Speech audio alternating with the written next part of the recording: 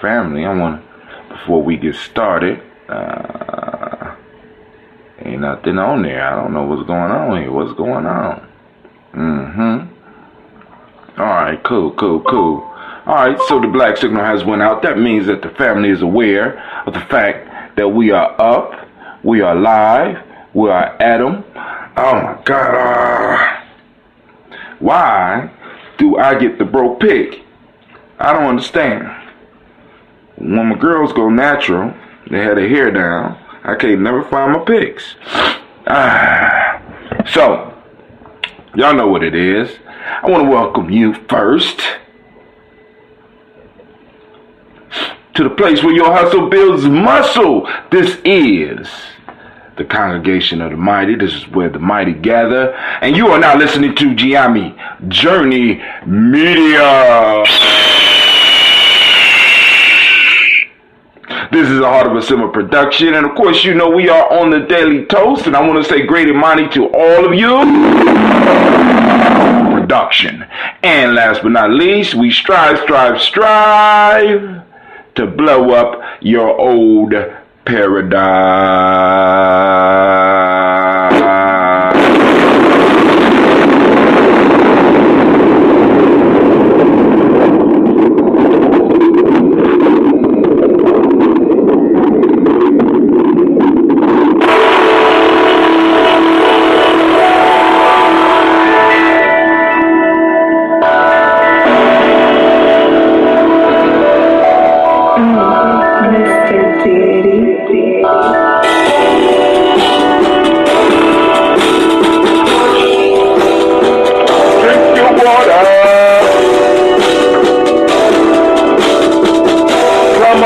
Come on, drink your water, but first, take your breath and drink some water.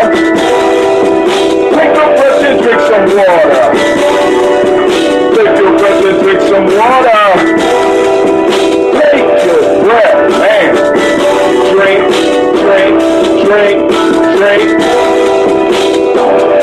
Or should I say, breathe, and drink.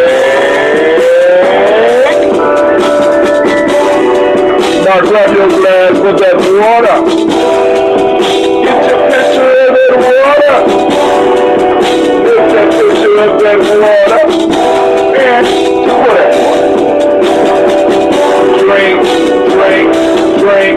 Drink. Or should I say, live, pour, and drink. Now move your body and drink some water. Move your body and drink some water. Move your body and drink some water. Damn. Move your body.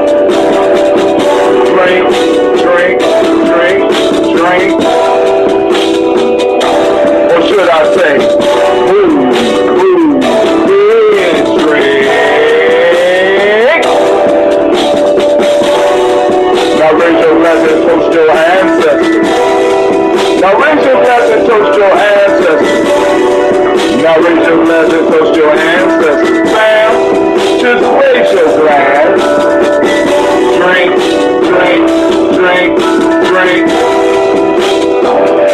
Or should I say, raise, toast, lean.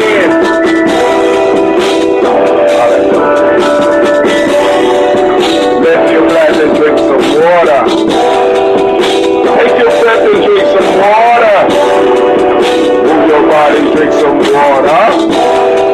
Raise your glass and toast your ancestors.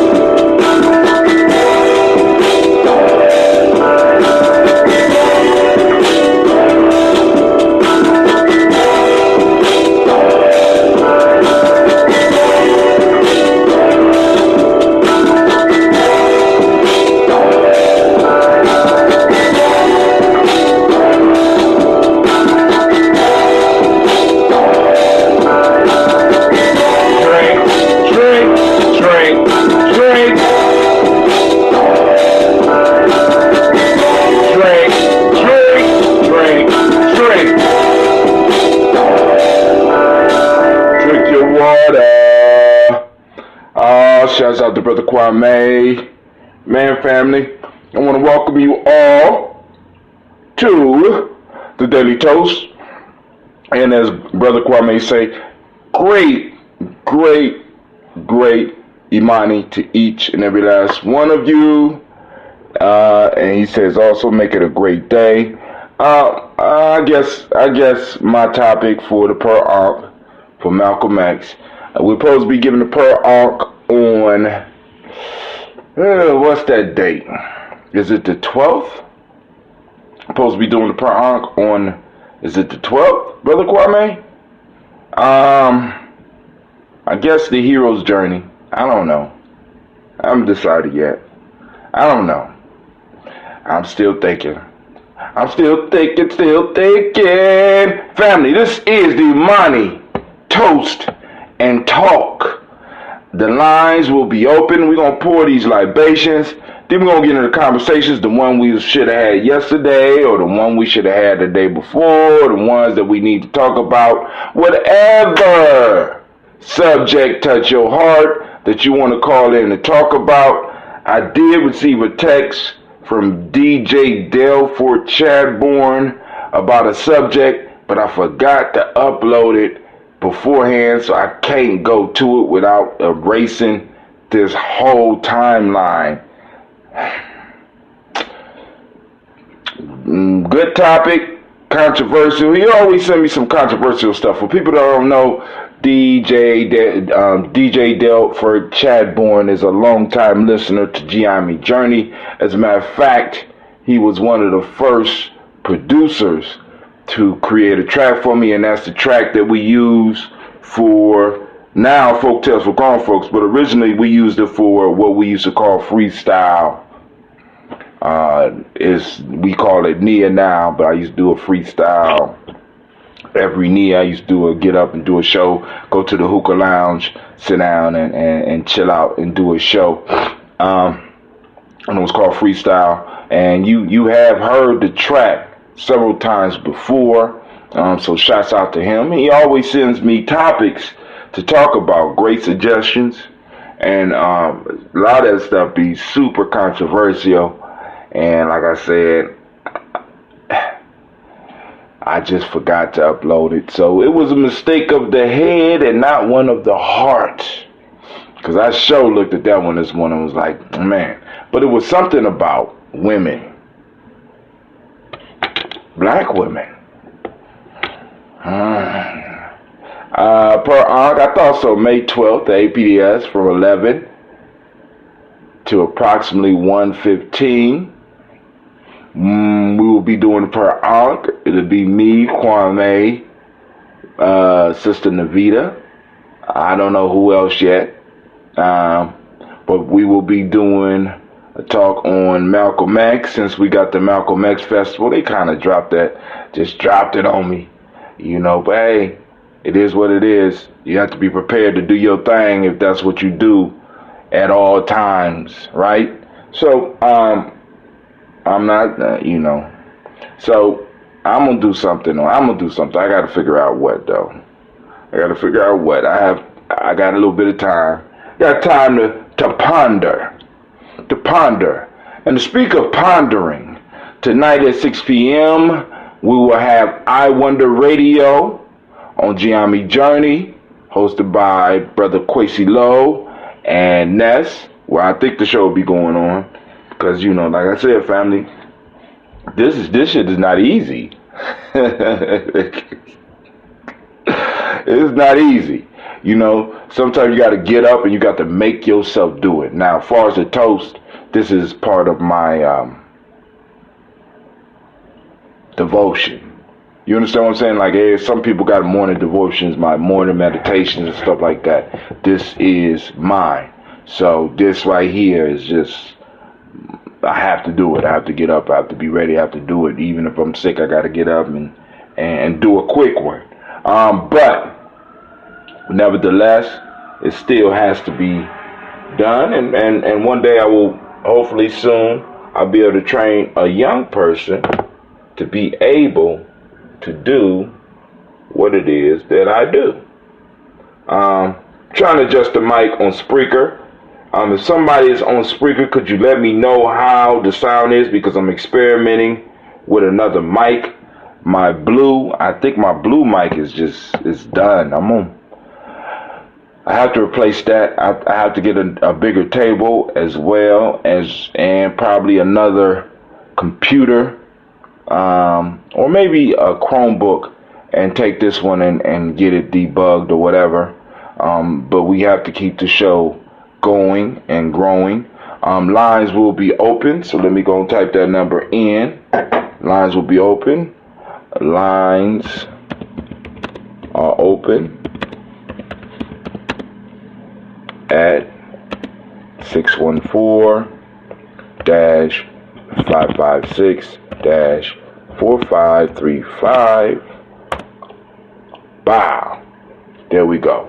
Let me put it up on here. Lines are open. The only thing about this tablet is I want to move Spreaker to a computer. So I think I'm going. Shouts out to Miss Jackie. I see you out there. I want to move Spreaker to a computer. I have to move to a computer because I want to use a digital mic. Lines are open at 614-556-4535. Just give me a couple of. Let's do we're going to do the toast first. Then I will get the mic. Then I will get everything working. Let me go on and log back in. Get it popping off. Okay. Boom. Let's start I'm going to open it.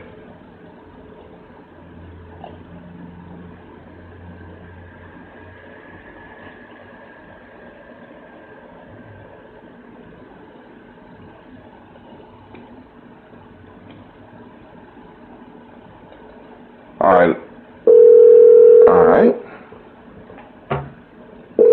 So I open the lines now. Brother Kwame say we are Brother Kwame say we are of a generation who were not even born when Malcolm X was on this plane. So we will have a different view through our lens than our elders had, as they were concomitant with the ancestor. Okay. That's a new word for me. I gotta look that up. You know what I'm saying? I mean, our view is always different, but I'm gonna come from the rites of passage, hero's journey perspective. When all else fails, do what you know, do what you're good at. The folktale route, the hero's journey route is what I've been working on for the last 30 years. So shit, I'm sticking with what I know, right? Do what we know. So first, let's go and get our ambrosia out. Oh man, I meant to bring in a bottle, because I said I wanted to. Whoa. Look at that. Y'all see it coming? Look at that. See it come alive? Did y'all see that come alive? I heard it come alive on Spreaker. I know, because I got to commentate for Spreaker. Let me see. Put that mic up there so that y'all can hear. Let y'all hear it over here. Like I said, this is a live drink. You hear it? Can y'all hear it? Uh-huh. This is a live drink, family. We don't play here at Gye-Nyame Journey. So now,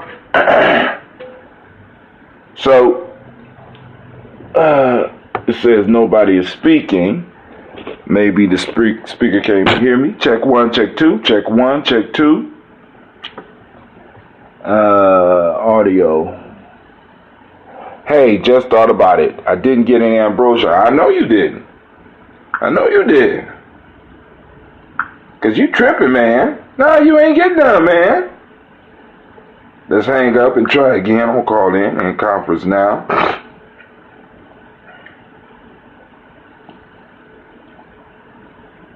Give it some time. Oh, it won't let me hang up.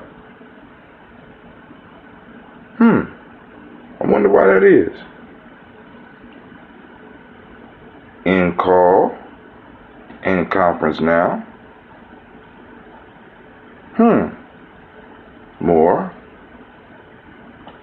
I don't know what's going on. Check 1, check 2.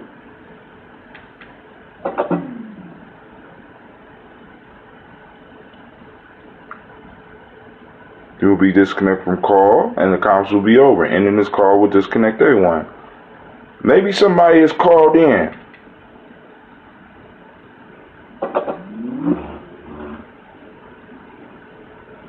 Is somebody on the line?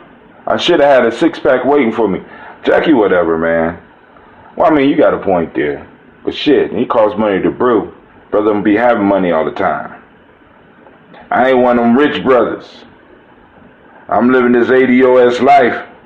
Living the best ADOS life. Doing my thing, though. Let's try opening the conference lines again. There we go. Check 1, check 2, check 1, check 2. Check 1, check 2, You check. are the first participant on this Uber conference. Please hold while we wait for the others to join. Alright, so I opened the lines up. I'm just asking for people to hold off for a couple of seconds while I do these libations, while we handle our initial business. I will put the speaker so that Spreaker can hear it as well. You knew I was coming. What that mean, Jackie? Shit, I mean, a lot of times I don't plan life. Land plans me. I could have, girl, I wasn't going to, listen, you were visiting my town and I wasn't charging. And for some, I'm trying to remember what happened that weekend. Something was going on that weekend because I came and I met y'all late. Then I don't know what happened that weekend. I think I might have had some. When you come, your first batch, you don't have to pay. You sure you ain't tasting none? I don't know, Jackie. You might be making it up. You might be making it up. You sure you ain't tasting none? Well, you be here next time. When you come next time, I have some. Hell, maybe if you're going to the ADOS conference, I'm going to bring some with me there. All right, family, but here we go. First, giving honor to the Creator by whatever name you choose call that Creator. We lift up our glass, we salute that Creator, and we say Ashe. And from there, family, we move to our list of ancestors. Jackie, stop complaining. God damn it. Stop it. I got you. I got gallons and gallons and gallons and gallons, and I'm brewing. So you gonna have to come next time you come. I will have you some. I haven't had one. You said you ain't ready to ship. No, I'm not shipping. Now I did ship before, but that shit start blowing up, and I ain't doing that. Just a local drink. You got to come, or it has to travel with me. You know what I'm saying? So here we go. First, calling on the ancestors: Miles Brown, Miss Ann, Robert Tex, Sandy Davis, Aaron Brown, Senior, Rosalie, Tilly, Georgia, William, Walter, Christopher, Fanny, Gaston, Lena, Uncle Chris, Alphine, Cleveland, Geneva Brown, Margaret Ellis, Wash Ellis, Cecil Ellis, Alvaro Brown, Jenny Gaines, Herman Brown II, Barbara Twiggs, Wash Ellis Jr., Katie Ellis, Nikki Ellis, Jamon Jones, Jeremiah Tappan, John Fallard, Montague Pittman L, Noma X, Pat Mount, Romley, Kapoor, Dr. Marianne Williams, Kojo Kamal, Elder Millie Dixon, Tony Clark, Pastor Yusuf Weston, Elder Ajani, Elder Ron Coleman, Elder Robert Donaldson, Alfred Brofro, Hector Jr., J. Edwards, Carlisle Hayes, Grace Lenny, Inez Hayes, William Bill Moss, Phyllis Rose, Sterling Lucy Wright, Dig L. Pulley, and Luxor Brother, Miss Ada Brooks Crawley, Miss Marie Nelson, Mr. Frederick Crawley Sr., Miss Jerry Brunson, Mr. Alonzo Johnson, Miss Marie McDowell, James Foster, Charles Jordan, Kel Smith, Walter Smith, Richard Trey, Frank Johnson, Mary Franklin, Jimmy Williams, Daniel Ford, George Gibson, Natalie Loretta Clark, Inez McQuay, Fritz Clark, Frankie Justice, Katie Justice, Derek Rinderman, Virginia Rogers, Reverend J. Smith,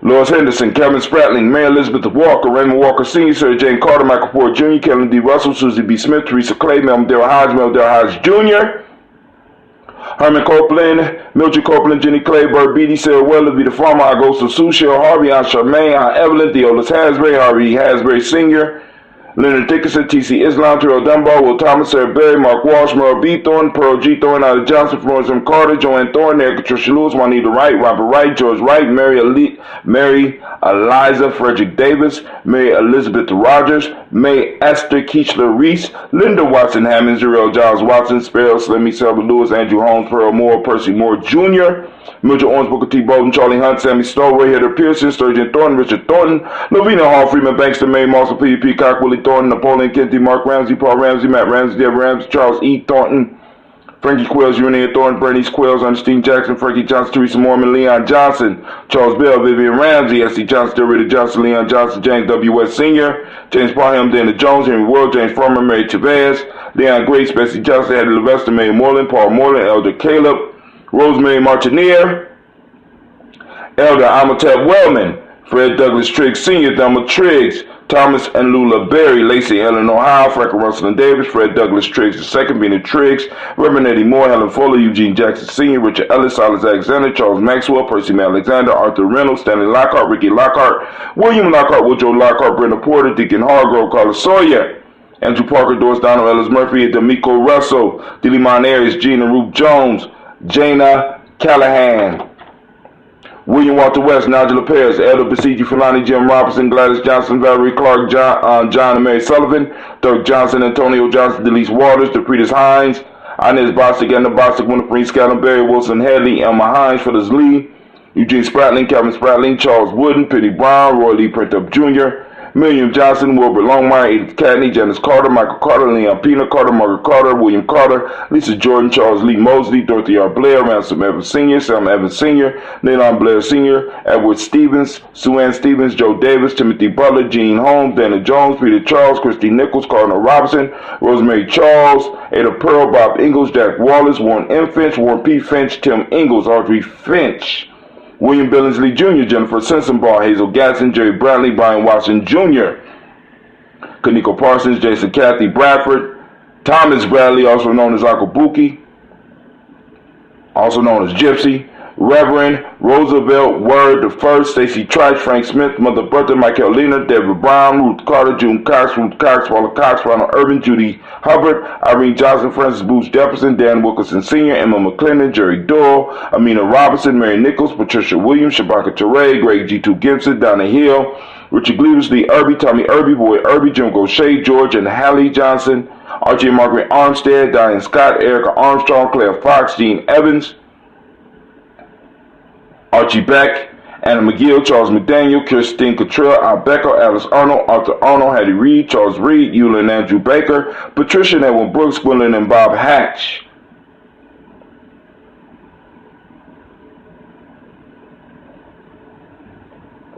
Kimbo Vernon, Bradley Kim, Janie Harriet McKay, Spencer Sturgis, Sally Mae Baker, Ethel Baker, Creola Baker, Geneva Baker, Aaron Nino Baby Hatch, Hatch Sr., Mally Miller, Housie Hatch, Dad Cleveland, Mother Gibson, Alex Nixon, John Bowie, Lester and Rachel Saunders, Dorita Ross, Riola Ross, Robert Nelson, Francis Stevenson, Leroy Stokes, Neely Johnson, Fletcher Swan, Maddie and Charlie Scott, Arthur Casey, Thomas Kofer, Vivian Stevenson, Mona Ann Lewis, Cornetta Lyman Lewis, John Jackson, William Dallas Lewis, Mary Francis, Chappelle Jackson, Michael Slade, Joanne Perkins, Richard Jackson, Martha Ford, Dawson, Big Mama, Nanny Harris, Eva Ford, James Harrison, Margaret Towns, Mary Williams, Leroy Q. Heath Sr., Albert Moore, Miss Vanilla, Alice Motley, Geraldine Elizabeth, Douglas Thompson, Erliton Houston, Lud Alls, Elijah Alls, Jerome Alls, Jane West Staten, Joe Jamel Alls, Ann Pierce, Donald Carter, Lily Green, Nathan Green, Beth Bond, John Dewey, Ruth Beer, Tim Butler, Remy Laura Newton, J.B. Foggy, Thomas Newton Sr., Barbara Naeem, Jeanette Sanders, Jerry C. Sanders, Roy Pruitt, H.J. Brantley Sr., Henry Wilson, Rufus Jenkins, Minnie Wilson, Catherine Sanders, Muriel Ellis, Elizabeth Sanders, Henrietta Irby, Mildred Armstead, Margaret Armstead, Catherine Anthony, Ruby Brown, Charles Walker Sr., Charlie Walker, Cecil Russell, Diane Irvin, Haroon Phillips, William Ford, Margaret Logan, Phyllis Barnett, Lee Irvin Sr., Margaret Irvin, Ozella Watson, Hugo Watson, John Caldwell Sr., Robbie Lee, Caldwell, Nevaeh Mitchell, Ryan McCormick Sr., Sabrina Easley, Rayshawn Easley, Javea McCormick, Barbara Ann Reed, Dorothy Ann Reed, John Reed, Shekamaha Reed Jr., John Reed Jr., Patricia Reed, Edward R. Benson Sr., Ethel H. McNair, Lois Fernandez, Jacqueline Broadus, Reginald Oliver, Mazarin Cofer, George Swan, Imani Grayson, Charles Scott, Charles A. Scott, Michael Morgan, Charlene Morgan, Sybil Edwards McNabb, Annie Ferguson, William Ferguson, Shelby McClendon. And we move to our black book. Is this what I'm looking for right here? Damn, it's not.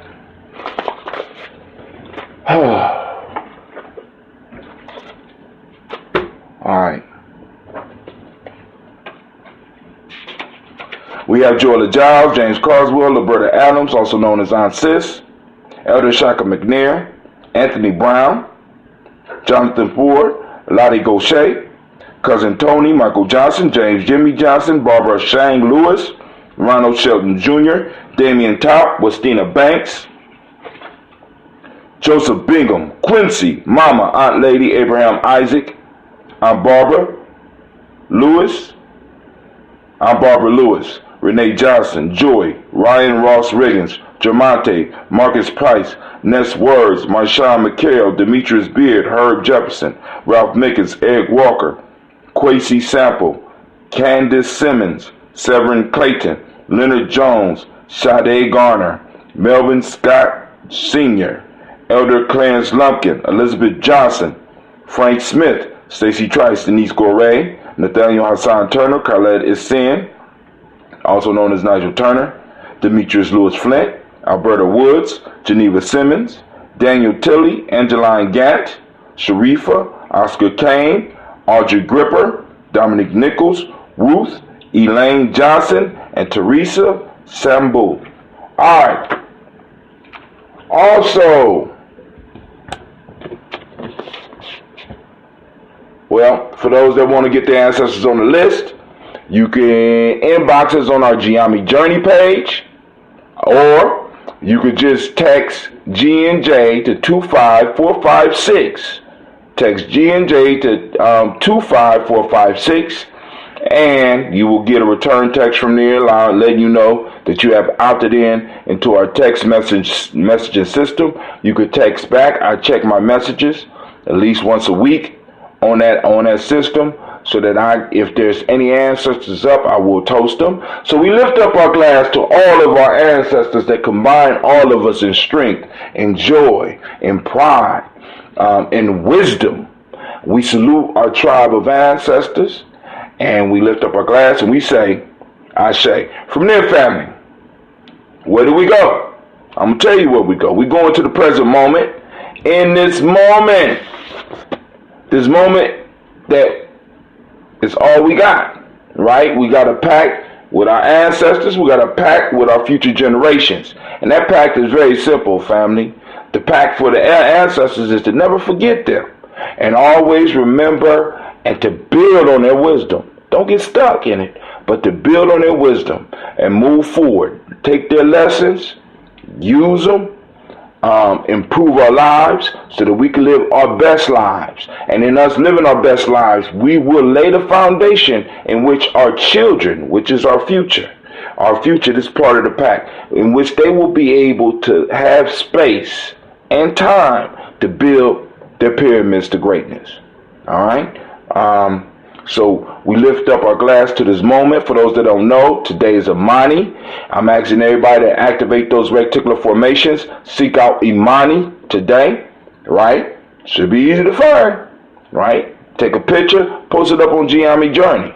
So we get in the newsletter. We want to have hashtag faith, hashtag Imani, hashtag Imani found, hashtag Imani in action, type stuff like that, right? Today is faith, for those that don't speak the language. Harmony. Listen, harmony is the meiotic principle of the day. Trust is what we teach the young people with the M7. Red is the color, and as you see, for once, I have my shirt on. Gender is the Hermetic law. The male name for the day is Kwesi, so shouts out to all those Kwesis. And female name is Akusua. We lift up our glass and we salute this moment. We celebrate this moment. We lift up this moment because we in this moment, family. And man, what a blessing it is, right? in between the sky and the ground and ain't touching dirt no ways, right? So we lift up our glass and we salute this moment and we say Ashe. From there, family, we move on and we move to the future. Our children's children onto infinity. We toast them in advance so that one day when it's our time, they will remember to toast us. They will lift us up. And they will continue to lift up our future generations and remember that they're building for their future generations. So we set the model for them. So we lift up our glass, we salute our children's children on to infinity because we always was and we shall always be. We lift up our glass and we say Ashe. From there we move on to the present moment and we say Ashe. No, my fault. From there we move to all of our relations and we say Ashe from all of our relations, family. We move and we toast, this is that selfish toast. What is it you need in this moment to be the best that you can be? Hopefully in this moment we will learn. Hopefully in this moment we will share. Hopefully in this moment we will build and get everything we need to move towards our greater self. We lift up our glass, we say Ashe. Last but not least, family, I toast the most magnificent, beautiful, uplifting, inspiring, most faithful individual in the room. And you know who that is? Don't get shy now. No. Don't be looking around. It's you. I toast you. I lift up my glass to you and we say Ashe, Ashe, Ashe.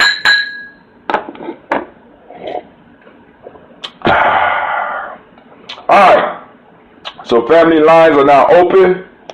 I'm going to hold on to this glass of ambrosia because this shit is good. Dry. How your bottle doing over there, Kwame? For those out there. This call is being recorded. We got somebody calling in. This look like our correspondent from Ouagadougou, Burkina Faso. Who is this? Yes. How you doing today? Yes, it's him. Hey, guys. I'm going to let you get yours off before the lines start acting up. Go and get yours off before the lines start acting up. Yeah, the lines have been horrible today. You got something you want to shout out? Well, I watched Antonio's video yesterday. I didn't get to watch it live because of the time. I tried to stay up, but I just couldn't do it. I fell asleep. Came on at 2 a.m. my time. But it was really. I mean, I got to listen. I think the line might have dropped. She's talking about the video that Antonio Moore did. It's on the Gye-Nyame Journey timeline. And the title of the video is, I'm going to go back. Here it go. Jay-Z, Nipsey, and the Truth of Black Gentrification. Basically, what he was talking about was how Jay-Z is using the word gentrification wrong in the rhyme and stuff like that, and how once again, getting back to that decadent veil, getting back to the illusion that is being painted for our people and for other people to see, which makes it harder for us to demand reparations when people are using the narratives that's being told for us by the media, and what we have basically chosen people or people who have looked up and ended up where they are, acting like they represent all of us. It's real talk. So if you get an opportunity, check it out. He also talks about, he hits lightly on the Nipsey Hussle piece. And he also has Dr. Cosby on, talking about how hard it really is to, one, buy up the block and do the stuff that a lot of these brothers are talking about on their platforms. You know, buy up the block, you know, that you live on, but you still need businesses to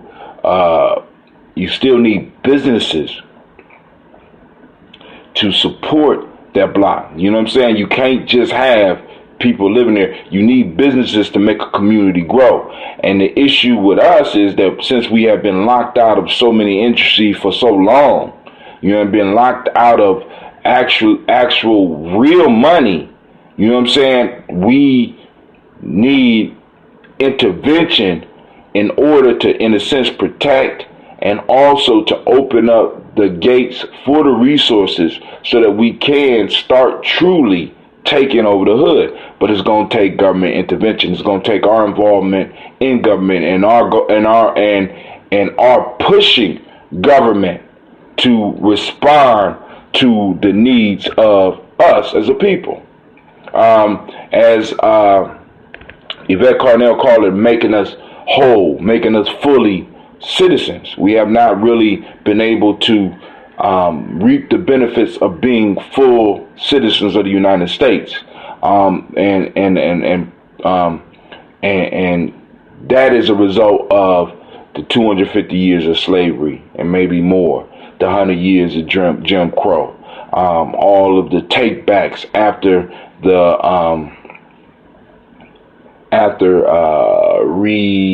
what they call it, Kwame, I know you know, the years between after the Civil War to 12 years after the Civil War.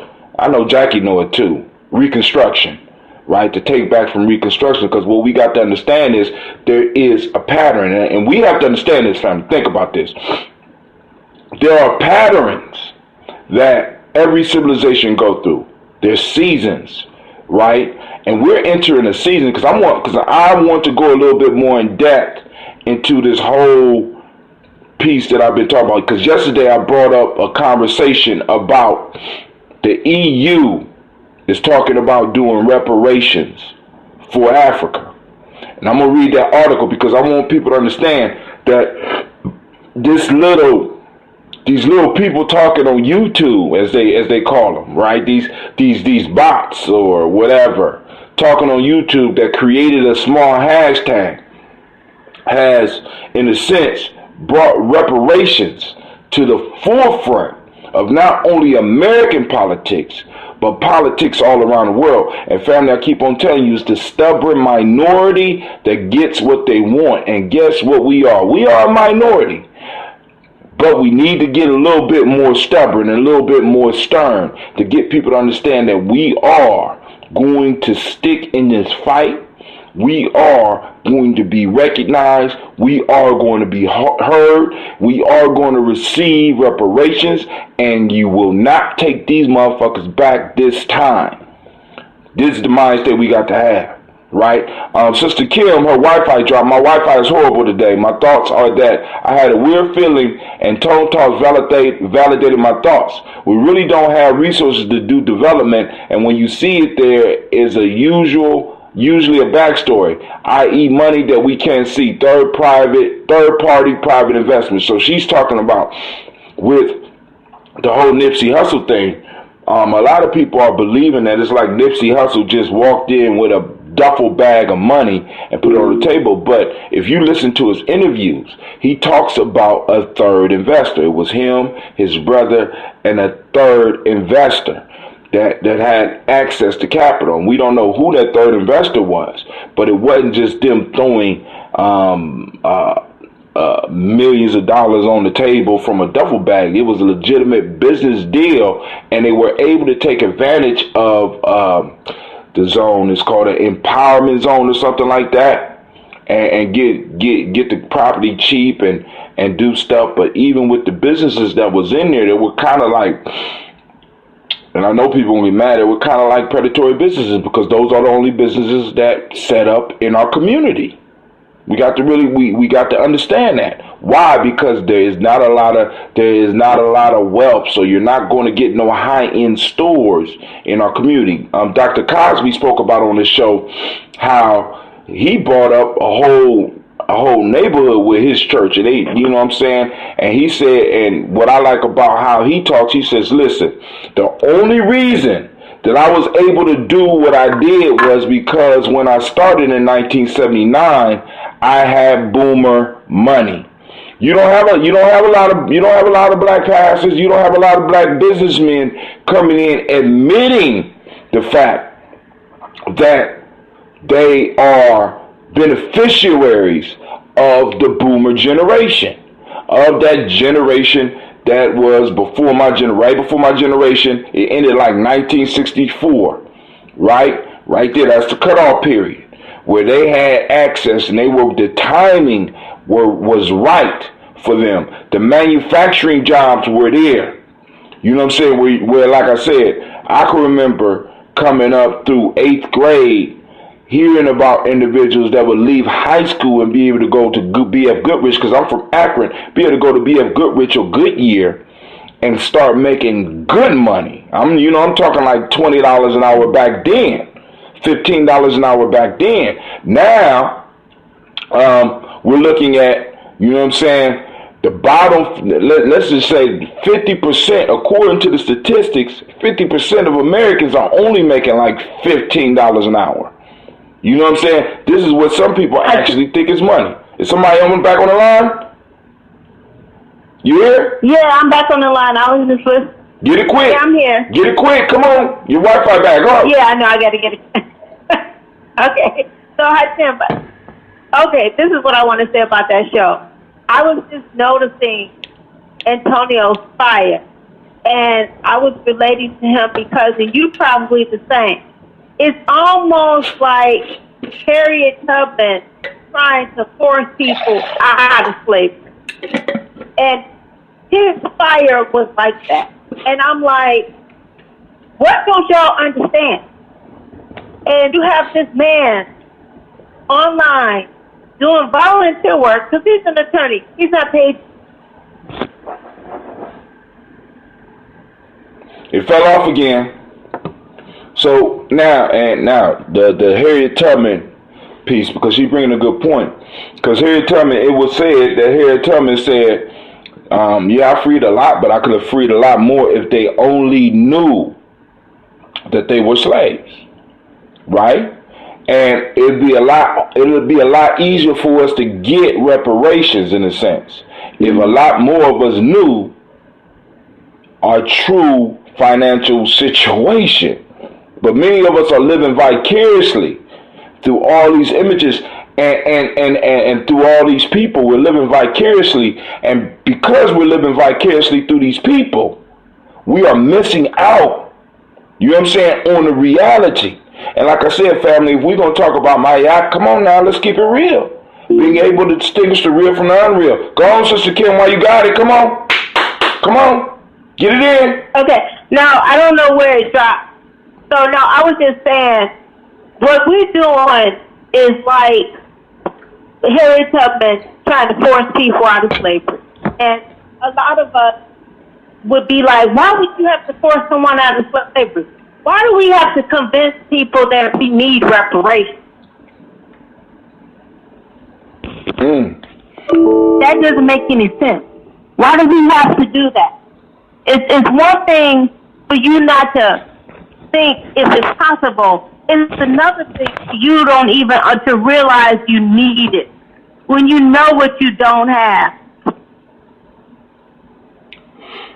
And to have that argument, yeah, I'm here. To have that argument and be fighting with people. No, but and that's my thing, and I'm at the point where I'm so tired of people that you talk to, help them try to figure out their situation, but they're all delusional. They don't want to fight, and then you hear a few years down the road,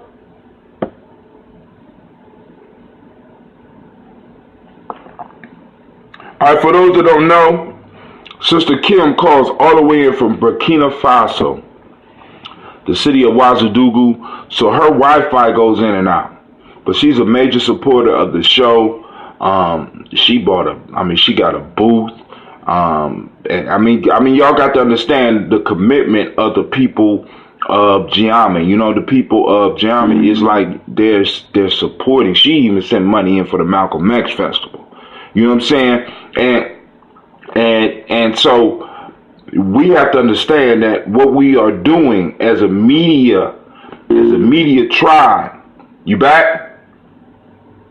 as a Yeah, I'm back. So I don't know where it dropped off. It dropped off where you was once again you was trying to get into the Harriet Tubman piece, and you made it right through there, and then you went on to you're getting tired of you help people, and then all of a sudden you they argue with you about why they don't need it, but then you dropped off right before you say a few years later you hear. That's true. Now what I was just saying is, you know, when you're trying to help somebody, you're trying to convince them, you know, how to deal with their situation. They don't want to hear it. They're all delusional. They're living off credit. And then next thing you know, down the road, you know, they really suffering. You know, they don't have a place to live. They don't have transportation. The kids are grown and don't have a job. They don't have anything. And then, to be honest, because of our situation being ADOS, we can't help them then. Right. We don't have big pockets that we can say, oh, here, live in my house. Oh, here, take my car. To be honest, you know, I'm not patting myself on the back, but I have given 2 cars away. I never have traded in a car. All my cars, when I'm done with it, I find someone who's needy and say, here, you can have it. I've given away cars. Hello? Are we still here? Okay, it was a poor connection. So, I mean, I've done that, you know, throughout my life because I was in a position to do that. But a lot of people aren't in a position to give people cars, and I ain't never gave nobody a house. I'm not in a position to give anyone a house or give education to someone. I'm not in a position to do that. Right. And we that's us. We can't do that. All we can do is give advice, work together, and somebody else I was listening to, they were saying, you know, black people don't control institutions. Oh, it was Irony. He had Bobby Wright on his show on Friday. He said black people don't control institutions, but we have the people. Hello? You said Bobby Wright was on the show? Bobby Wright is dead. No, he did. I know he did a recording. Okay. Ooh, don't scare me. I'm like to say, Iron's a bad motherfucker if he had Bobby, because Bobby Wright was. Well, he is bad. He brought him back. He had him on his show. He had video clips of Bobby Wright, and he's talking about what Bobby Wright is saying and getting people to read his writing. And he was like, we don't control institutions. All we have are the people. The people have to come together. That's all we have. That's all we have. But we have been convinced that's all you're supposed to have, right? You know what I'm saying? And so we justify the position we in, right? You just didn't work hard enough, or you made the wrong decision, or you majored in the wrong thing, blah blah blah, not realizing that there are individuals in our group who have done everything that they were supposed to do and still is in the same situation. Credit, we confuse credit with wealth. We really don't understand the amount of wealth that was stacked when we were not able to compete, and we have been so used to moving around and being able to finagle things that we think that this is the way it is supposed to be. Not for the people that have basically built up this whole country, and this is the argument that we have to have with our own people, because it's shocking to me, and I want to bring up. It's an argument. I agree. It's an argument. We got to fight our own. And the whole understand it. Not even do anything. Like, we're not even asking people to do anything. We're just getting them to understand it. I'm going to challenge and say we need to be like Harriet Tubman, because Harriet Tubman would have stayed here. We may be. No, we have to be. See, because if Harriet Tubman would have stayed here trying to convince people that did not want to run away that they needed, that there was this thing called freedom, she would have got caught. So we need to get in and get who we need to get and keep it moving. This is what because like with Lady J said we need to reach all the masses. And I'm like, yo, you young, you got that energy. I'm not doing that shit. You want a show? You go and try to do that. You can have those arguments. You can have those debates. You can do it. I'm not trying to do that. With the Daily Toast and with the shows I'm doing, I'm getting my people. I'm moving. I might do some haggling back and forth with the people that's in my crew. You know what I'm saying? But I don't. My whole piece is I'm not trying to convince people that don't want to be convinced. If you believe that your life is going to be all right with our reparations, more power to you. Because I honestly believe, especially after reviewing my Nassim Talib library, that it is the stubborn minority that makes a difference. I don't need them all. True. We need a stubborn minority that is able to stick to the point and understand the facts that our lives as a group are at jeopardy and that this government owe us. And yeah, we can work from the inside, and yeah, we can work from the outside. I'm like this, a multi-pronged strategy. Now, Sister Kim, when you come to America, I don't know how close you get to DC, but one of my dope sisters named Jackie is a great writer, and she has a comment. She said, Kim is so correct. She's a power forward in giving away cards and supporting your show, and probably on and on in that vein. The U.S. quotient starts there. We are pure individual presence and singular vision until someone like her wants to invest and believe in a collective that has the thoughts shared on this show. We cannot wait on those that want to keep going to Disney World rather than speak with sisters and brothers around the real world. And I mean, because that's what we are. Because I mean, it's crazy when you look at how different our lives are from the American life. You know what I'm saying? Yes, it is crazy. But the thing is, Hatem, I believe a lot of us don't know how different our lives is from the American life because we live a segregated life. So when we get to a certain level, maybe through work or maybe in school, we can get a glimpse into that life. But for the most part, we don't know because they've done a really good job segregating us away from that. But but we have to, and this is one of the things that I like to do, hype ourselves up. We have done a real good job of taking a little and making a lot. True. You know what I'm saying?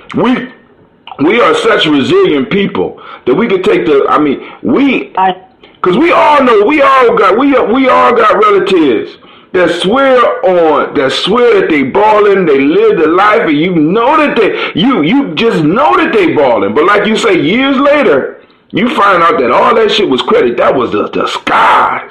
This motherfucker held a disguise for 30 years. I didn't know that. Yep. I didn't know that. You know what I'm saying? And like I said, we get salary and credit confused with wealth because we think that's what everybody else is doing. But everybody else is not doing that, family. Everybody else is not doing that. If you are making $50,000 a year, right, as a true American, you should only have to be spending $25,000 of that. True. You see what I'm saying? Or you have other funds that you are able to pull from, and we honestly do not look at the numbers because if America is a democracy and we are 13% of America, we should have 13% of the wealth. How is it that we only have 2.6% of the wealth? We should be 13% of the prison population. True. It's true. You know what I'm saying? It is land of the free, home of the brave. Or is it the land of the free and home of the slave? Which one is it? Right? And this whole illusion is collapsing not only here, but all over the world. Because like Lady J get mad at me because I call her show. Like she did a show last week on, there was a fight at a skating rink. I'm gonna get to your comment in a second, Jackie. Don't start cussing. I'm gonna get to you. Yeah, hold on. Jackie don't play, Miss Kim. She good though. But she was talking about a fight at the skating rink where parents just dropped their kids off supposedly, and it was, and it was a fight that broke out. And I said, that's a problem with reparations. And she got mad because for me, when I'm looking at it, I have to be able to look and see the problem of wealth, the problem of where we are socially as a result of us not having access to wealth. Parents are dropping their kids off at a free event because they don't have money for other events for these children to go to. Why don't they have money? Is it because they're lazy? Because family, I want y'all to think about this. And this hit me so hard after listen, when I started with this whole ADOS journey, first thing first, I was this American descendants of slavery or slave and shit I hated that shit. I hated it. I'm sitting up here, I don't like this shit.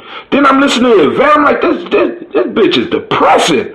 Right? I'm just being honest. And then I listen to Tone, I'm like, damn. Look, he got the numbers and shit, but he's so what the fuck? But then I had to really step back and get into my bag of principles that I have. And I had to be like, damn, Hatem, are you really accepting an illusion? Are you accepting an illusion? Step back and look at your own life.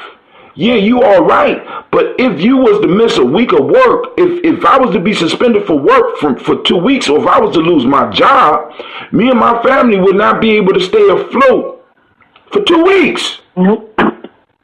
2 weeks. That's not all right. I'm living a fucking illusion. And I'm sitting up here like, boom, I did most of the shit right in my life. I made the right choices in most cases. Right? Yep. So I was listening to a lot of motivational shit because I'm like, damn, maybe I'm not doing shit. I need to get up early. I need to work harder. And it took me, like, I've been listening to Breaking Brown for about 3 years when they first started with her and Imani and all that. Maybe it might be longer than that now. But it hit me one time when I was listening to him that all this motivational talk was not designed for us. And this is what I'm going to say, because when you look at Napoleon Hill had to look around at all these white people and be like, how could you not be successful when the system has been set up that you automatically got an underclass that you are able to step on? It's true. You are the underclass. You have always been. Napoleon Hill wasn't talking to your ass. We got to be clear about this. Napoleon Hill and Zig Ziglar, and even we go all the way down to Les Brown. Les Brown is not talking to us. How can you not be successful as a white person in America when America was designed for white success? Now let me get to Jackie's point. She said, you find out at the funeral, though, Jackie said, you find out at the funeral, though, when the bills come, we need debts, not riches. I had a conversation, and I'm going to give you 2 stories real quick. I had a conversation with my dad before he died. This year's before he died. But I seen him out on the street, and we was talking, and he started talking about when he died. He said, I ain't trying to leave nothing. You know what I'm saying? I'm not living that type of life. Y'all can bury me. Y'all got to take care of all that. This was his mind state. And when you talk to a lot of our elders, it's like, boom, I'm not trying to leave shit. I'm taking it all with me. You know what I'm saying? Sell the house, get it, you know what I'm saying? Boom, boom, boom. They living on credit. You know, my dad was even concerned about, legacy. When did we become a people that was not concerned about legacy, about space and time? You know what I'm saying? And what ADOS does, and as much as I dislike that name at first, what ADOS does, it allows us to create a box, create a circle, if however you will, where we are able to establish the borders and start fighting for space and time. right now, because family, this is what people survive on. A people that don't have space don't exist. A people that don't have space don't have a time. A people that don't have space don't have a history. And right now, what we're doing, we're carving out our space, and we're demanding that part of the conversation is about us. And I'm going to prove how powerful this shit is. Because yesterday I told y'all that in the EU, let's go up a little bit, because I want to stress this.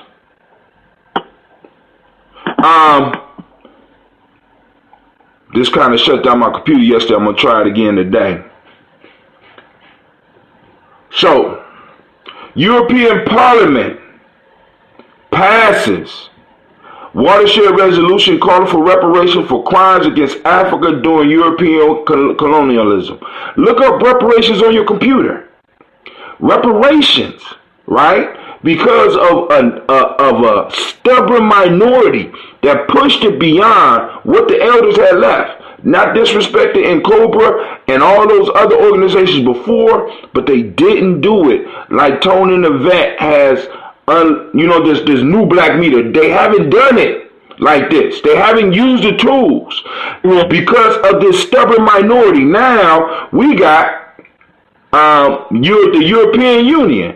The resolution was approved by 535 MEPs. I don't know who those are. I guess those like represented with 80 votes against and 44 abstentions.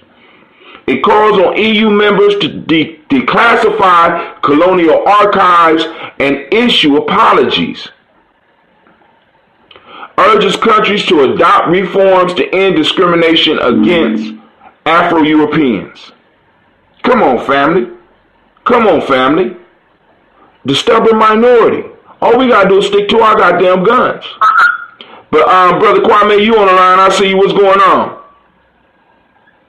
It's all good. I was just, as you were talking, I was curious as to how you phrased that. My mind state is not so much that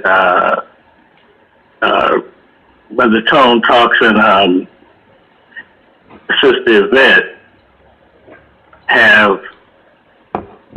I think they've done what they were supposed to do. Mm-hmm. The elders and those who have come before carried the ball to where they were supposed to get it to. It's time for us and the younger folks to take it over. Right. And so I don't necessarily, I don't put one against the other as much as just saying, well, hell, that's what the young folks are supposed to do. They have the energy to do that, to carry it to the next level. And so they and we are doing what we're supposed to be doing. So I don't necessarily have any complaints about how folks carried the ball up to this point. Now that the ball's in our hands, what the fuck are we going to do with it? There you Excuse go. my language. I ain't supposed to talk like that. You ain't supposed to. I'll talk like that for you. What the fuck we supposed to do? I said it for you. I got it. Go ahead. But one of the issues that we have, Kwame, is that we have gatekeepers, and they're trying to hold on to their lifestyles. So they do not look forward to passing the torch to the next generation. For some reason, if you look at a lot of our elders, I mean, they do it in white folks too. But I'm not concerned about them. I need to talk about us. We know that we have elders who will hold on to the reins of power until they go to the grave.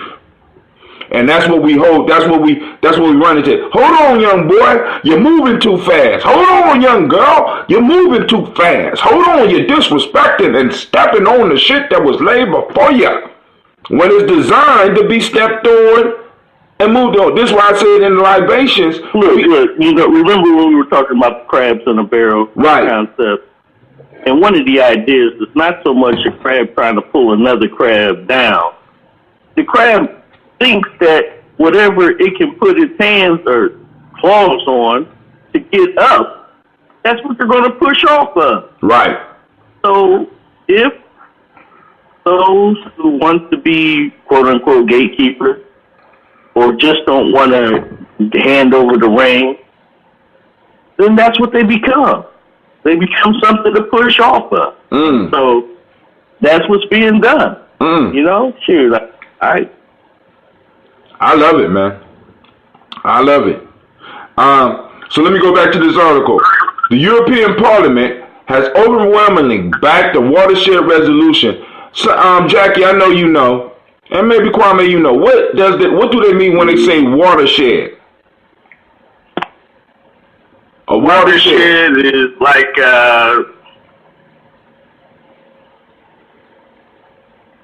it's like when you're building a dam. No, I'm sorry. It's like an irrigation mode. So, you know, you're digging to the point where you're about to break through that last moment when you have the water that comes through to water the plants or the garden or whatever it is.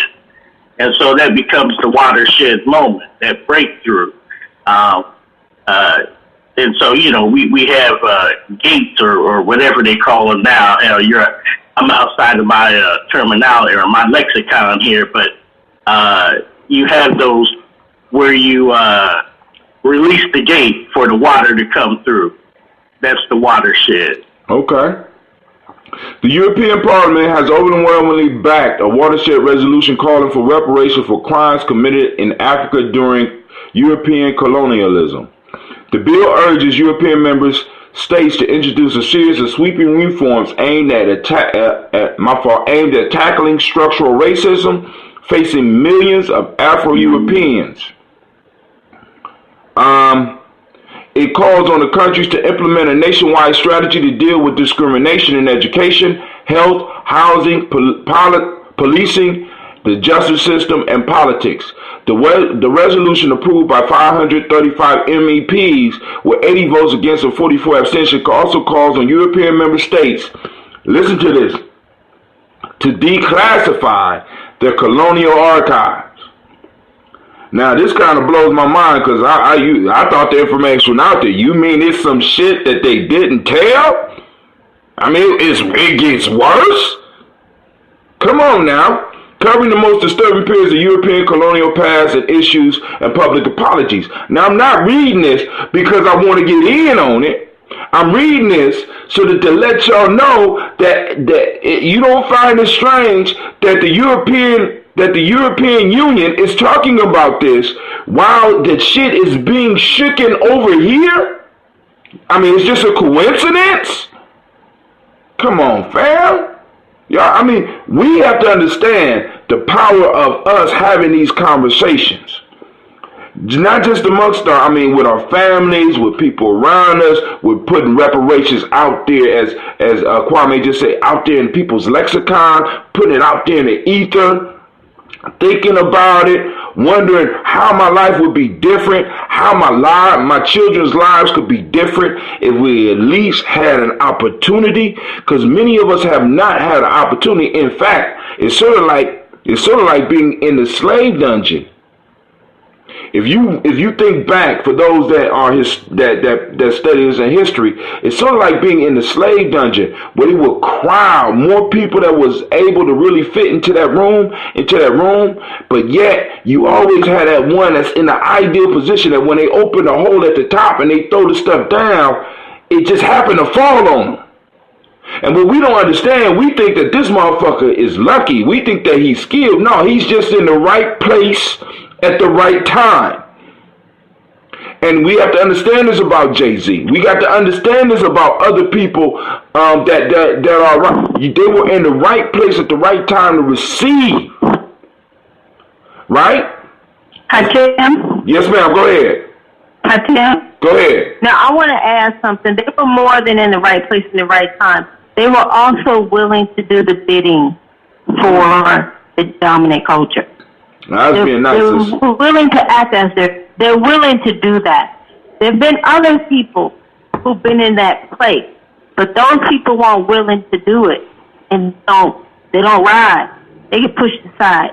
These people stay in those positions for a reason, and they continue to do the bidding for them. I'm going to use another Irony quote. He says, he knows a lot of black people who are very successful doing bad things to other black people. That's how they got in their positions, and that's how they stay in those.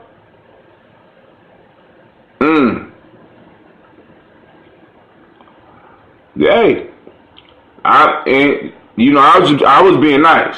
Sister Kira today is coming in, not trying to put. She ain't, she throwing it out there. So, you know what I'm saying? They choose to be in those positions because in those positions, you in a sense keep everybody else in line. Or you could distribute the food a little bit more fairly so that everybody could get it.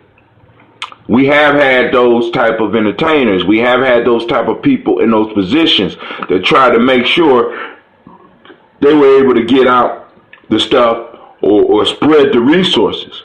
But then you had those individuals that were, was better than 1 billionaire. 2, no, family, not for us. Please understand. You know what I'm saying? That's like if we got 2 black billionaires in the hood or in our community, that's like we living in serfdom. I'm just saying. I ain't shit. Listen. I ain't trying to be nobody's serf. It's bad enough right now. You know what I'm saying? And a lot of us don't even realize it. We got all these nigga trinkets as still in line from Tariq Nasheed. We got a bunch of trinkets that ain't worth shit. Please understand that. Please. You got trinkets. Them rims is trinkets. That car is a trinket. The houses, family, I drive by and see these houses being built, and I'm like, it's almost like they putting cardboard on the outside of these motherfuckers, and they coming up so fast. We're like, wow, is this a real house? You know what I'm saying? And we getting them, and we like, I'm living a life. I'm able to get some cheap liquor. You know what I'm saying? I can go out and spend a lot of money on a goddamn purse, but don't have no money to put in it. We got to understand where we are. And that's, and like I said, I'm not arguing with people, but I'm not arguing about trying to convince you where you are. But when you slipping up on it, I'm going to let you know that this is where we are. And we got to understand it. Now, another article, Truth Making a Comeback from, this is the last one I read, excuse me, let me make sure I give out credit. That one comes from the dailymail.co.uk. I'm not going to read all the way, but here's a new one. Another article. It's called The New Worldwide Political Trend, Reparations. It's from an article from Liberty Nation. I never read Liberty Nation, so I don't know. I don't have the history on it, but we're going to read through it a little bit. But it's a worldwide trend. Look up reparations and look at how all of a sudden you got people talking about reparations. CARICOM was going before us. But what happens in America, family, what we don't understand is that the influence that we have, right, is incredible. And what we don't understand is how to guide that influence. And make it on purpose rather than on accident. Jazz spreading, in a sense, for us was an accident. For others, it was a purposeful venture that they was trying to extract as much resources out of it. Hip hop spreading in the way that it did was an accident for us, but for other people standing around it, it was a cash cow for them. Rock and roll doing what it did. You know what I'm saying? All of the things we have done, we have not sat back and looked at how to purpose it so that we benefit. See, one of the things we got to get out of our language is doing for all. Because in political speak, when politicians come out and say, we're trying to serve all the people, that's code for we're trying to serve nobody. When you try to serve all, you can't serve no one. Legislation, in order to be effective, has to be specific. This is why And I mean, and it's a whole nother reason why I really start listening to these young people, Tone Talks and Yvette Carnell and other peoples in the new black media, because they started being very specific. Very specific. This is not for everybody. Reparations is not an issue that everybody. It's not about everybody. It's about us. And then you start looking at other legislation that went through for people, and it was very specific, except when it comes to us. Go ahead. I'm sorry. Quick comment, because it's right along these lines, but I'm coming from a kind of statistical perspective. When folks start talking about everybody, when we look at, let's say, you talked about we make up approximately 13% of the population of the United States, and yet we hold less than 2% of the wealth. Somewhere around, it's lower than 3%, but go ahead. Okay, well. Still small. 3% of the wealth, excuse me. In one of the beginning statistics classes, it used to be that at the end of all your little statistical analyses, you'd have to put something to the effect of all things being equal. This is what this study shows. Now, when all things, so the implication of us being at roughly 3%, or only 3% of us having, any sense of wealth, or 3% of having any wealth, and we make up 13% of the United States population, one would assume that all things are not equal. And then it becomes necessary to try to find out, okay, are things not equal by chance or on purpose, excuse me. And again, nature shows that when, quote unquote, all things being equal, then if I have 100 balls in some kind of a basket, and 80 of them are blue, 10 of them are white, and another 5 are, but I got blue, white. Well, we're talking about the United States, so why not the red, white, and blue, right? Right. So you got 80% blue, 10% white, and another 10% that's red. Okay. So anytime I randomly, that means all things being equal. That's another way of saying all things being equal. Anytime I randomly select let's say 20 balls out of there, I can roughly expect 15 of them to be blue, another 2 or 3 to be white, and the other 2 to be red. Now, if I get numbers that are adversely different from that, then I know a fix is in. And that's how when at those big gaming establishments, when a person starts winning too much, they send security over to him and say, look, we need to talk to you.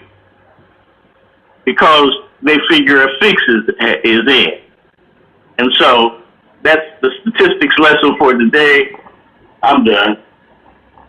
And speaking of that, Kwame also has part 2 of his logic lesson in this month's Gye-Nyame Journey newsletter, which will be going out. I'm still waiting for some other articles, Kwame. I wanna give you a round of applause for being on point as usual. He had it in so early that I couldn't find it.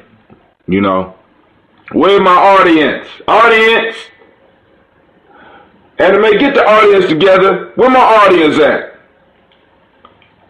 I mean, it's not a hard job. It's not a hard job. All you gotta do is cheer. Can you get a man a shot? Can you take 6 months for you to actually just go and wrap it up for the brother? Goddamn! Come on, but I'm listening. Alright. So, yeah, so now I'm gonna read this last article and I'm gonna let y'all go because I gotta fold some clothes and get ready for tomorrow, and I gotta call some people about this newsletter. But the European Parliament approves African reparation resolution, ignores ongoing injustice at its own hands. Let's go and look at it. The major emotion driving the direction of politics today must be guilt. As moral codes have changed over the centuries, many have come to view Europe's colonial past as a terrible mistake, and shame over now reviled practices seem to motivate the world view of millions of people across the West.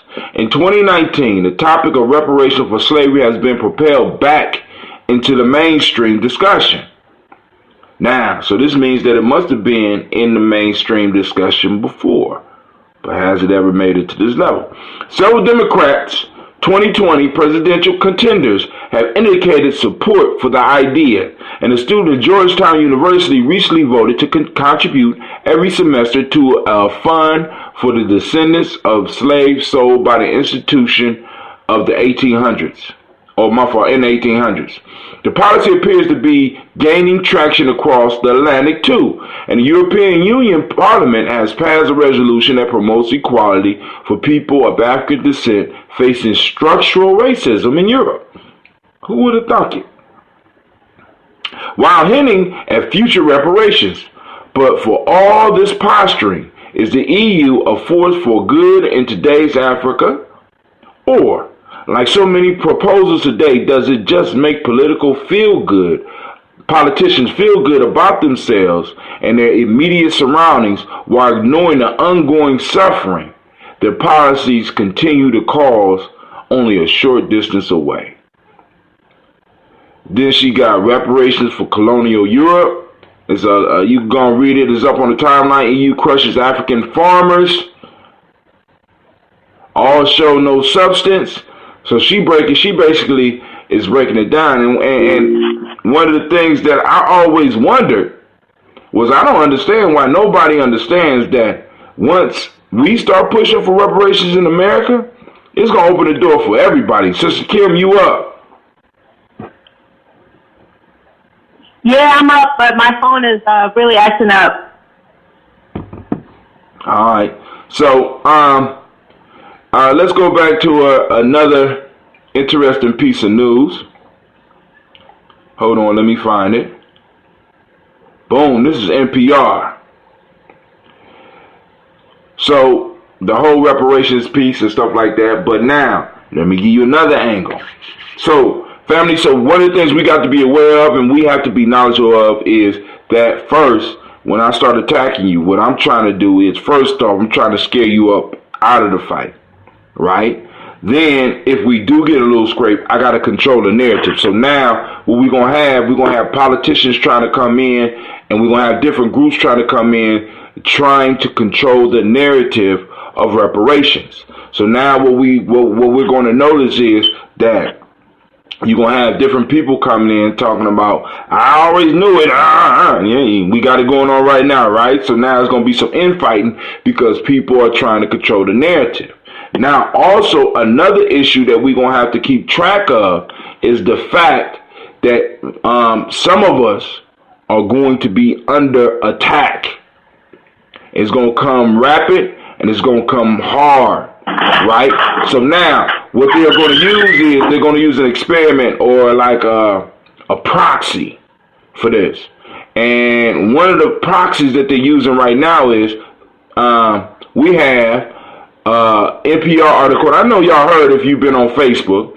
Facebook bans Alex Jones, Louis Farrakhan, and other dangerous individuals. I'm reading from the article in NPR. Right-wing conspiracy theorist Alex Jones and Nation of Islam leader Louis Farrakhan are running out of places to espouse their views online.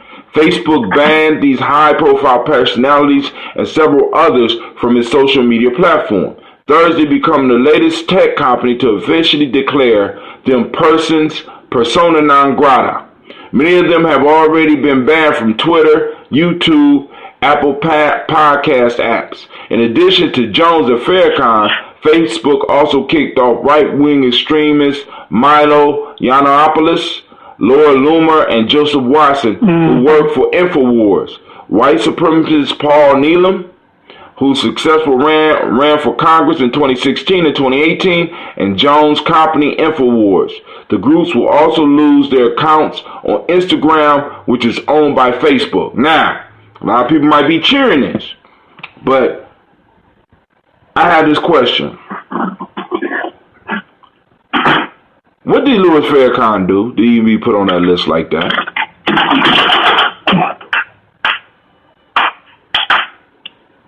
I'm just wondering. I mean, because he wasn't worried.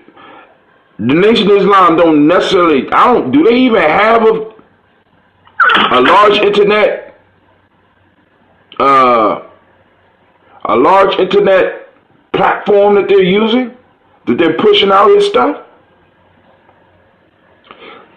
This is not about Minister Louis Farrakhan. This is them testing the waters to see if they could start kicking people off of these platforms. We have to understand this. This is the next level of the war. How many of us, right, talking about reparations, talking about some of the stuff that we do talk about, talking about black life, because the whole piece is family. Listen, now putting this in my article, when you, as a group, start demanding time and space in the minds of people who have a limited worldview, or as Dr. Myers would call a suboptimal worldview, everything is limited. So in their minds, if ADOS is demanding time and space, this means that we are taking time and space from others, which means that in a sense, we are declaring war. Please understand, family, you don't always got to be sitting across from a table and signing papers and stuff like that to declare war on people. All you got to do is encroach on their territory. And when ADOS people start identifying themselves, we start encroaching. Once again, I said this yesterday, we start encroaching on people's social territory. We start encroaching on people's economic territory. We start encroaching on people's intellectual territory. And they get avid, they get angry, and they will respond. So this is why it's important that we kind of start getting organized, and we start really understanding what's happening. So in many ways, a lot of these platforms, and those that might listen that have a platform, and those that are tuned in to G&J, it is best for you to get on our Black Signal. You can text G&J to 25456. We have to start developing our own list. We have to start developing our own email list. We have to start developing our own text lines, because Minister Farrakhan is only the first step. Please understand that. This is the proxy. This is the proxy for Tariq Nasheed. This is the proxy for Yvette Cornell. This is the proxy for Tone Talks. This is the proxy for Professor Black Truth. This is the proxy for can't remember. Y'all know what I'm saying. This is the test. So we're okay with this. Tim? Go ahead. I'm sorry. Go ahead. No, I agree with you, and this is what we need to be prepared for. Like I was saying a long time ago, like it's really tough. You talking ADOS, You're talking reparations, and you notice that it did impact the Democratic election, the presidential candidacy. It impacted it. Do you think for 2 seconds that's going to continue without backlash, without a fight? We have ready for what's coming down. And this is just the beginning. Yes, it is. Yes, it is. And that's going to be who will continue to stay standing. They can do so many things, and I know there's no reason to be afraid, and that's why I like listening to Tariq Nasheed, because he's been through a lot, and he is still steady, and he says he knows he can go through more, and he's still standing. So we need to be prepared for that. So, family, you know, like I said, we need to go and make sure we got our networks, because like I said, there are ways offline where we still can talk. You know what I'm saying? There are ways. Like the line that Sister Kim is calling on. This line right here can hold up to 100 people. What if we got 3 of them operating at the same time? You understand what I'm saying? We got individuals with the skills that could build web pages. You know what I'm saying? I started going to Facebook because I was getting more live people watching on Facebook than on YouTube. I was just basically using Facebook to post up my YouTube postings. But then when Facebook Live came out, I said, cool, boom, this give me a direct access to the audience that might need to hear what I'm trying to share. So, family, we have to get ready, because at any given time, any of us can be out there. I sent you an article about that and why your show was having glitches. You sure did.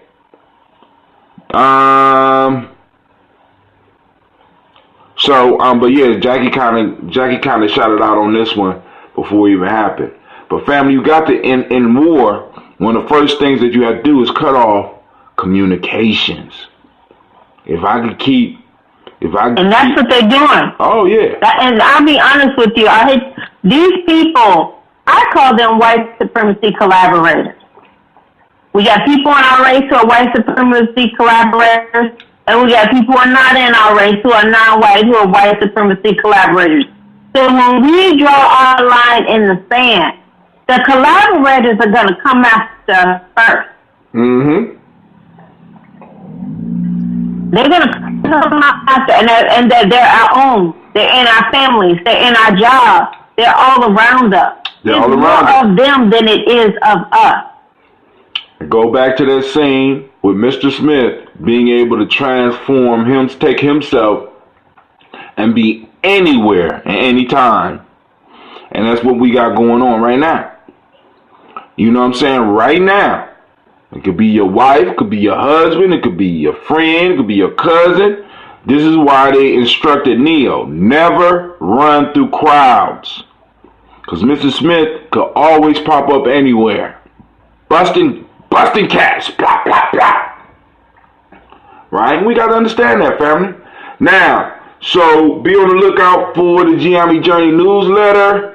It should be coming out. I'm going to give people a little bit more time. I'm going to fold these. Well, I'm going to get me. I want a nice little sandwich real quick. I want a sandwich. I know exactly what type of sandwich I want. I'm going to get it, come back, fold me some clothes, get ready for tomorrow. But family, it was a pleasure talking to you. I want to thank Sister Kim for calling in. I want to say thank Brother Kwame for calling in. I want to send shouts out to Miss Jacqueline C. Brooks for chiming in today. And I want to wish all of you a great day, a peaceful day, a safe day. But I'm going to have to get up off of here.